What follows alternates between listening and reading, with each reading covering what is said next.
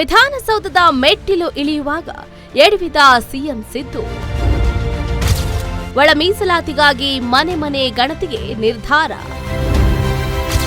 ಮಹತ್ವದ ಸುದ್ದಿಗೋಷ್ಠಿ ನಡೆಸಿ ಮಾಹಿತಿ ನೀಡಿದ ಸಿಎಂ.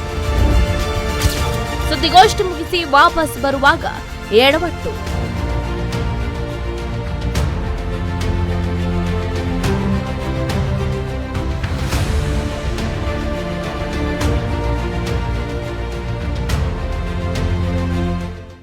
ಪರಿಶಿಷ್ಟ ಜಾತಿಗಳ ಸಮಗ್ರ ಸಮೀಕ್ಷೆ 2025 ಕುರಿತಂತೆ ವಿಧಾನಸೌಧದ ಸಮ್ಮೇಳನದ ಕೊಠಡಿಯಲ್ಲಿ ಸಿಎಂ ಸಿದ್ದರಾಮಯ್ಯ ಸುದ್ದಿಗೋಷ್ಠಿಯನ್ನ ನಡೆಸಿ ಮಹತ್ವದ ಮಾಹಿತಿಯನ್ನ ನೀಡಿದರು. ಇನ್ನು ಮಾಧ್ಯಮಗೋಷ್ಠಿ ಮುಗಿಸಿ ವಾಪಸ್ಸಾಗುವ ಸಂದರ್ಭದಲ್ಲಿ ಸಿಎಂ ನಡೆಯುವಾಗ ಕೊಂಚ ಎಡವಿದ್ದಾರೆ. ಹೌದು, ವಿಧಾನಸೌಧದ ಮೆಟ್ಟಿಲುಗಳಲ್ಲಿ ಇಳಿಯುವಾಗ ಸಿಎಂ ಸಿದ್ದರಾಮಯ್ಯ ಎಡವಿದ್ದಾರೆ. ಮೆಟ್ಟಿಲುಗಳ ಮೇಲೆ ಬೀಳುವುದಕ್ಕೆ ಆದ ಮುಖ್ಯಮಂತ್ರಿಗಳನ್ನ ಅಂಗರಕ್ಷಕರು ಹಿಡಿದುಕೊಂಡಿದ್ದಾರೆ. ಇದರಿಂದ ಯಾವುದೇ ಅಪಾಯ ಆಗಿಲ್ಲ. ನಂತರ ಚೇತರಿಸಿಕೊಂಡ ಸಿದ್ದರಾಮಯ್ಯ ನಿಧಾನವಾಗಿ ಕಾರಿನತ್ತ ಧಾವಿಸಿದ್ದಾರೆ. ಇವತ್ತಿನ ಸುದ್ದಿಗೋಷ್ಠಿಯಲ್ಲಿ ಏನಂದ್ರು? ರಾಜ್ಯದಲ್ಲಿ ಜಾತಿ ಗಣತಿ ವರದಿಯನ್ನ ಸಿಎಂ ಸಿದ್ದರಾಮಯ್ಯ ನೇತೃತ್ವದ ಸಚಿವ ಸಂಪುಟ ಸಭೆಯಲ್ಲಿ ಮಂಡಿಸಲಾಯಿತು. ಈ ವರದಿಯು ರಾಜ್ಯದ ವಿವಿಧ ಜಾತಿಗಳ ಸಾಮಾಜಿಕ, ಶೈಕ್ಷಣಿಕ ಮತ್ತು ಆರ್ಥಿಕ ಸ್ಥಿತಿಗತಿಗಳ ಮಾಹಿತಿಯನ್ನ ಒಳಗೊಂಡಿದೆ. ವರದಿಯ ಶಿಫಾರಸುಗಳ ಬಗ್ಗೆ ಪರ ವಿರೋಧದ ಚರ್ಚೆಗಳು ನಡೆದಿದ್ದು, ಏಪ್ರಿಲ್ 17ರಂದು ವಿಶೇಷ ಸಚಿವ ಸಂಪುಟ ಸಭೆಯಲ್ಲಿ ಚರ್ಚಿಸಿ ಅಂತಿಮ ನಿರ್ಧಾರವನ್ನ ಕೈಗೊಳ್ಳಲಾಗುತ್ತೆ ಅಂತ ಸಿದ್ದರಾಮಯ್ಯನವರು ಸ್ಪಷ್ಟಪಡಿಸಿದ್ದಾರೆ. ಆದರೆ ವರದಿ ಕುರಿತಾದ ಪರ ವಿರೋಧದ ಚರ್ಚೆಗಳು ಶುರುವಾಗಿದೆ. ಹಾಗಾದ್ರೆ ಏನಿದು ಜಾತಿ ಗಣತಿ? ಜಾತಿ ಗಣತಿ ಚರ್ಚೆಗೆ ಪೂರಕವಾಗಿ ನಾವು ನೋಡೋದಾದ್ರೆ, ಭಾರತವು ಜಾತಿಗಳ ದೇಶ. ಇಲ್ಲಿ ಸುಮಾರು 4,000 ಜಾತಿಗಳಿದೆ. ಕರ್ನಾಟಕದಲ್ಲಿ 1,800 ಜಾತಿಗಳಿವೆ. ಜಾತಿಯು ಮನುಷ್ಯನ ಏಳಿಗೆ ಮತ್ತು ಅವನತಿಗೆ ಕಾರಣ ಆಗುತ್ತೆ. ಜಾತಿಯ ಆಧಾರದ ಮೇಲೆ ಸವಲತ್ತುಗಳು, ಅನುದಾನ, ಮೀಸಲಾತಿ ಮತ್ತು ಸರ್ಕಾರಿ ಕಾರ್ಯಕ್ರಮಗಳನ್ನು ನೀಡಬೇಕಾಗುತ್ತೆ. ನಮ್ಮ ದೇಶದಲ್ಲಿ ಜಾತಿಗಳು ವೃತ್ತಿ ಆಧಾರಿತವಾಗಿವೆ. ಮುಸ್ಲಿಂ ಮತ್ತು ಕ್ರೈಸ್ತ ಸಮುದಾಯಗಳಲ್ಲೂ ಜಾತಿಗಳಿವೆ. ಇಲ್ಲಿ ಧರ್ಮಕ್ಕಿಂತ ಜಾತಿ ಮುಖ್ಯವಾಗಿದೆ ಅನ್ನುವ ವಾದವೂ ಕೂಡ ಇದೆ. ಈ ಕಾರಣದಿಂದ ಜಾತಿವಾರು ಸಮೀಕ್ಷೆಯಲ್ಲಿ 1891ರಲ್ಲಿ ಪ್ರಾರಂಭ ಆಯಿತು. 1931ರವರೆಗೆ ಪ್ರತಿ 10 ವರ್ಷಗಳಿಗೊಮ್ಮೆ ಬ್ರಿಟಿಷರು ಜಾತಿವಾರು ಸಮೀಕ್ಷೆಯನ್ನು ನಡೆಸ್ತಾ ಇದ್ರು. ನಂತರ ಈ ಸಮೀಕ್ಷೆ ರದ್ದು ಮಾಡಲಾಯಿತು. ದೇಶ ಸ್ವತಂತ್ರವಾದ ನಂತರ ಜಾತಿವಾರು ಸಮೀಕ್ಷೆಯನ್ನು ನಡೆಸಲಾಗುವುದಿಲ್ಲ. ಆದರೆ ದೇಶದ ಸಂವಿಧಾನವು ಪ್ರತಿ 10 ವರ್ಷಗಳಿಗೊಮ್ಮೆ ಜಾತಿ ಸಮೀಕ್ಷೆ ನಡೆಸಬೇಕು ಅಂತ ಹೇಳುತ್ತೆ. ಯಾಕಾಗಿ ಸಮೀಕ್ಷೆ ಬೇಕು? ಜಾತಿಗಳ ನಡುವಿನ ಅಸಮಾನತೆಯನ್ನ ಹೋಗಲಾಡಿಸುವುದಕ್ಕೆ ಜಾತಿವಾರು ಸಮೀಕ್ಷೆ ಮಾಡಬೇಕು ಅನ್ನುವ ವಾದ ಇದೆ. ಕಳೆದ 40 ವರ್ಷಗಳಿಂದ ಮೀಸಲಾತಿ ಇದೆ. ಕ್ಯಾಟಗರಿ 1ರಲ್ಲಿ 97 ಸಮುದಾಯಗಳಿವೆ. ಆದರೆ ಮೀಸಲಾತಿಯ ಅನುಕೂಲ 4 ಸಮುದಾಯಗಳಿಗೆ ಮಾತ್ರ ತಲುಪಿದೆ. ಕ್ಯಾಟಗರಿ 2ಎಯಲ್ಲಿ 102 ಸಮುದಾಯಗಳಿವೆ. ಇದರಲ್ಲಿ 7 ಸಮುದಾಯಗಳಿಗೆ ಅನುಕೂಲ ಸಿಕ್ಕಿದೆ. ಎಸ್ಸಿಯಲ್ಲಿ 101 ಸಮುದಾಯಗಳಿವೆ. ಈ ಪೈಕಿ 10 ಸಮುದಾಯಗಳಿಗೆ ಅನುಕೂಲ ಸಿಕ್ಕಿರಬಹುದು, ಉಳಿದವರಿಗೆ ಸಿಕ್ಕಿಲ್ಲ. ಎಸ್ಟಿಯಲ್ಲಿ 51 ಸಮುದಾಯಗಳಿವೆ. ಆದರೆ 1-2 ಸಮುದಾಯಗಳಿವೆ ಮಾತ್ರ ಅನುಕೂಲ ಸಿಗುತ್ತಿದೆ. ಇನ್ನು ಸರಿಪಡಿಸುವುದಕ್ಕೆ ಜಾತಿವಾರು ಸಮೀಕ್ಷೆಯ ಅಗತ್ಯ ಇದೆ ಅಂತ ಶಾಶ್ವತ ಹಿಂದುಳಿದ ಆಯೋಗದ ಮಾಜಿ ಅಧ್ಯಕ್ಷರಾದ ಸಿಎಸ್ ದ್ವಾರಕನಾಥ್ ಅಭಿಪ್ರಾಯವನ್ನ ವ್ಯಕ್ತಪಡಿಸಿದ್ದಾರೆ. ಸಮೀಕ್ಷೆಯಲ್ಲಿ ಏನಿದೆ?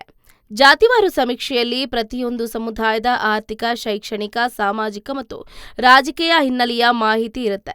ಎಷ್ಟು ಜನರು ಸರ್ಕಾರಿ ನೌಕರಿಯಲ್ಲಿ ಇದ್ದಾರೆ, ಅವರ ಜೀವನ ಮಟ್ಟ ಹೇಗಿದೆ ಅನ್ನುವ ಮಾಹಿತಿ ಇರುತ್ತೆ.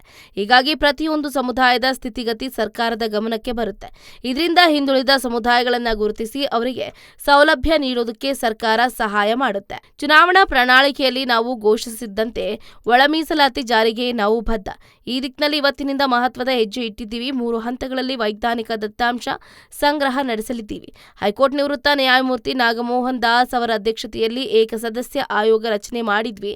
ಪರಿಶಿಷ್ಟ ಜಾತಿಗಳಲ್ಲಿ ಒಳ ಮೀಸಲಾತಿ ಕುರಿತು ಸಮಿತಿ ವರದಿ ನೀಡಿದೆ ಅಂತಾನೂ ಕೂಡ ಹೇಳಿದರು. ಇವತ್ತಿನಿಂದ 17ರವರೆಗೆ ಮನೆ ಮನೆಗೆ ಹೋಗಿ ದತ್ತಾಂಶ ಸಂಗ್ರಹಿಸುವ ಕೆಲಸ ಕೂಡ ಆಗುತ್ತೆ. ಸುಮಾರು 65,000 ಶಿಕ್ಷಕರನ್ನ ಇದಕ್ಕಾಗಿ ನಿಯೋಜನೆ ಮಾಡಲಾಗಿದೆ.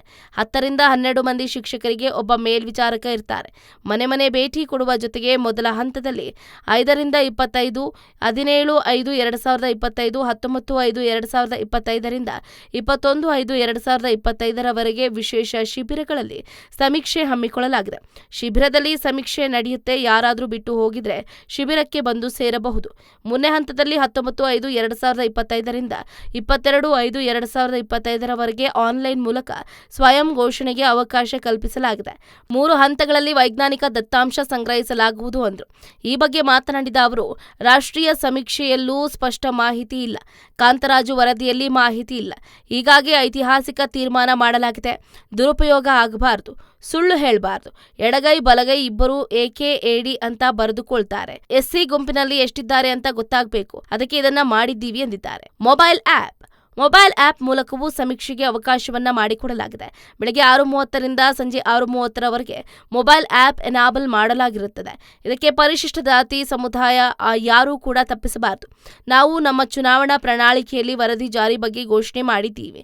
ಒಳ ಮೀಸಲಾತಿ ಪರವಾಗಿ ಸುಪ್ರೀಂ ಕೋರ್ಟ್ ಕೂಡ ಹೇಳಿದೆ. ಸಮುದಾಯದ ಸಂಘಟನೆಗಳು, ಮುಖಂಡರಿಗೂ ನಾವು ಒಳ ಮೀಸಲಾತಿ ಬಗ್ಗೆ ಭರವಸೆಯನ್ನ ನೀಡಿದ್ದೀವಿ. ಆದ್ರಿಂದ ದತ್ತಾಂಶ ಸಂಗ್ರಹ ಸಮೀಕ್ಷೆಯಲ್ಲಿ ಪೂರ್ಣವಾಗಿ ತೊಡಗಿಸಿಕೊಂಡು ಮಾಹಿತಿ ಕೊಡಿ ಅಂತ ಮುಖ್ಯಮಂತ್ರಿಗಳು ಮನವಿಯನ್ನ ಮಾಡಿದ್ದಾರೆ. ಯಾರ ಸಂಖ್ಯೆ ಎಷ್ಟಿದೆ, ಸೋರಿಕೆಯ ಅಸಲಿಯತ್ತೇನು? ಪರಿಶಿಷ್ಟ ಜಾತಿ 1.8 ಕೋಟಿ, ಪರಿಶಿಷ್ಟ ಪಂಗಡ 42 ಲಕ್ಷ, ಮುಸ್ಲಿಮರು 77 ಲಕ್ಷ, ಲಿಂಗಾಯತ 73 ಲಕ್ಷ, ಒಕ್ಕಲಿಗ 70 ಲಕ್ಷ, ಕುರುಬ 45 ಲಕ್ಷ, ಮರಾಠ 16 ಲಕ್ಷ, ಬ್ರಾಹ್ಮಣ 15 ಲಕ್ಷ, ವಿಶ್ವಕರ್ಮ 15 ಲಕ್ಷ, ಈಡಿಗ 14 ಲಕ್ಷ, ಬೆಸ್ತ 14.50 ಲಕ್ಷ, ಬೆಸ್ತ 14 ಲಕ್ಷ, ಕ್ಷೌರಿಕ 5 ಲಕ್ಷ, ಕ್ರೈಸ್ತ 12 ಲಕ್ಷ, ಗೊಲ್ಲ ಯಾದವ 10.50 ಲಕ್ಷ, ಉಪ್ಪಾರ ಮಡಿವಾಳ ಅರೆ ಅಲೆಮಾರಿ ತಲಾ 7 ಲಕ್ಷ, ಕುಂಬಾರ ತಿಗಳರು ತಲಾ 5 ಲಕ್ಷ, ಜೈನ 3 ಲಕ್ಷ. ಪರ ವಿರೋಧ ಚರ್ಚೆಗಳೇನು? ಜಾತಿ ಗಣತಿ ವರದಿ ಪರ ಹಾಗೂ ವಿರೋಧದ ಚರ್ಚೆಗೆ ಗ್ರಾಸವಾಗ್ತಾ ಇದೆ. ರಾಜ್ಯ ಸರ್ಕಾರದಲ್ಲೇ ವರದಿ ಬಗ್ಗೆ ಭಿನ್ನ ಅಭಿಪ್ರಾಯಗಳಿದೆ. ಈ ವರದಿ ಅವೈಜ್ಞಾನಿಕ ಅಂತ ಅಭಿಪ್ರಾಯಗಳನ್ನು ಬಿಜೆಪಿ ನಾಯಕರು ವ್ಯಕ್ತಪಡಿಸ್ತಾ ಇದ್ರೆ, ಹಿಂದುಳಿದ ವರ್ಗಗಳಿಗೆ ನ್ಯಾಯ ನೀಡುವ ನಿಟ್ಟಿನಲ್ಲಿ ಈ ವರದಿಯ ಅಗತ್ಯತೆ ಇದೆ ಅನ್ನುವ ವಾದವನ್ನ ಕಾಂಗ್ರೆಸ್ ನಾಯಕರು ಮಂಡಿಸುತ್ತಿದ್ದಾರೆ. ವರದಿಯ ಬಗ್ಗೆ ಕಾಂಗ್ರೆಸ್ನ ಶಾಸಕ ಶಾಮನೂರು ಶಿವಶಂಕರಪ್ಪ ವಿರೋಧವನ್ನ ವ್ಯಕ್ತಪಡಿಸಿದ್ದಾರೆ. ಇದೇ ವಿಚಾರವಾಗಿ ತಮ್ಮ ಅಭಿಪ್ರಾಯವನ್ನ ಸಚಿವ ಸಂಪುಟ ಸಭೆಯಲ್ಲಿ ವ್ಯಕ್ತಪಡಿಸುವುದಾಗಿ ಸಚಿವ ಎಸ್ ಮಲ್ಲಿಕಾರ್ಜುನ್ ಕೂಡ ಹೇಳಿದ್ರು. ಇನ್ನು ಲಿಂಗಾಯತರ ಸಂಖ್ಯೆ 1 ಕೋಟಿಯಷ್ಟಿದೆ ಅಂತ MB ಪಾಟೀಲ್ರು ಕೂಡ ಅಭಿಪ್ರಾಯವನ್ನ ವ್ಯಕ್ತಪಡಿಸಿದ್ದಾರೆ. ಒಟ್ಟಾರೆಯಾಗಿ ವೀರಶೈವ ಮಹಾಸಭಾದವರು ಅವರ ಸಮಾಜ ರಕ್ಷಣೆ ಮಾಡಿಕೊಳ್ಳೋದಕ್ಕೆ ಹೊರಟಿದ್ದು, ಅವರನ್ನ ನಾವು ಯಾಕೆ ಟೀಕೆ ಮಾಡಬೇಕು? ಪ್ರಜಾಪ್ರಭುತ್ವ ಸಂವಿಧಾನದ ಪ್ರಕಾರವಾಗಿ ಅವರು ತಮ್ಮ ನಿಲುವುಗಳನ್ನ ಪ್ರತಿಪಾದನೆ ಮಾಡಲಿ. ಮುಖ್ಯಮಂತ್ರಿಗಳು ಜಾತಿ ಗಣತಿ ವರದಿಯ ಬಗ್ಗೆ ಚರ್ಚೆ ನಡೆಸುವುದಕ್ಕೆ ಜನಪ್ರತಿನಿಧಿಗಳಿಗೂ ಕೂಡ ವಿಧಾನಸಭೆಯಲ್ಲಿ ಚರ್ಚೆ ನಡೆಸುವುದಕ್ಕೆ ಅವಕಾಶವನ್ನ ನೀಡಲಾಗುತ್ತೆ ಅಂತ, ಇದಕ್ಕಿಂತ ಮುಖ್ಯವಾಗಿ ಇನ್ನೇನು ಮಾಡೋದಕ್ಕಾಗುತ್ತೆ ಅಂತ DK ಶಿವಕುಮಾರ್ ಅವರು ಒಂದು ಕಡೆ ಉತ್ತರವನ್ನ ಕೊಡ್ತಿದ್ದಾರೆ. ಒಟ್ಟಾರೆಯಾಗಿ ಇದು ಸಿದ್ದರಾಮಯ್ಯನವರ ಪ್ರಾಯೋಜಕತ್ವದ ಅವೈಜ್ಞಾನಿಕ ವರದಿ. ಸಿದ್ದರಾಮಯ್ಯನವರು ಆಗಿನ ಹಿಂದುಳಿದ ಆಯೋಗದ ಅಧ್ಯಕ್ಷ ಕಾಂತರಾಜು ಅವರನ್ನ ತಮ್ಮ ನಿವಾಸಕ್ಕೆ ಕರೆಸಿಕೊಂಡು ಜಾತಿ ಗಣತಿ ವರದಿಯನ್ನ ಸಿದ್ಧಪಡಿಸಿದ್ದಾರೆ. ಜಾತಿಗಳನ್ನ ಧರ್ಮಗಳನ್ನ ಒಡೆಯುವ ವರದಿ ಇದಾಗಿದೆ. ಸಿದ್ದರಾಮಯ್ಯ ಒಡೆಯೋದ್ರಲ್ಲಿ ಎಕ್ಸ್ಪರ್ಟ್, ಜಾತಿ ಧರ್ಮಗಳ ಮಧ್ಯೆ ಒಡಕು ತರ್ತಿದ್ದಾರೆ ಅಂತ ವಿರೋಧ ಪಕ್ಷದ ನಾಯಕ R ಅಶೋಕ್ ಅವರು ತಮ್ಮ ಅಭಿಪ್ರಾಯವನ್ನ ವ್ಯಕ್ತಪಡಿಸಿದ್ದಾರೆ. ಹೆಚ್ಚಿನ ಸುದ್ದಿಗಳಿಗಾಗಿ ನಮ್ಮ ಚಾನೆಲ್ನ ಸಬ್ಸ್ಕ್ರೈಬ್ ಮಾಡಿ,